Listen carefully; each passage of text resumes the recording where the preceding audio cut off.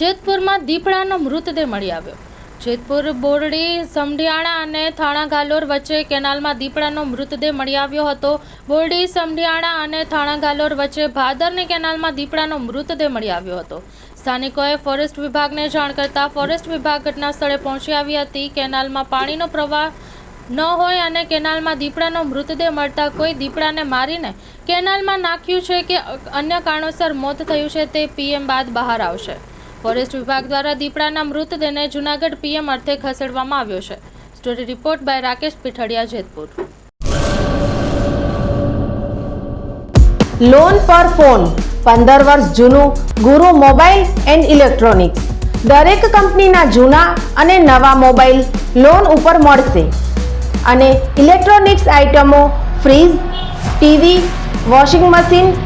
ગુરુ mobile and electronics સંતોષી માતાના મંદિર પાસે અને અમારી અન્ય બ્રાન્ચ ગુરુ મોબાઈલ પોઈન્ટ આભા હોટલ નીચે પેટ્રોલ પંપ સામે ભુજ।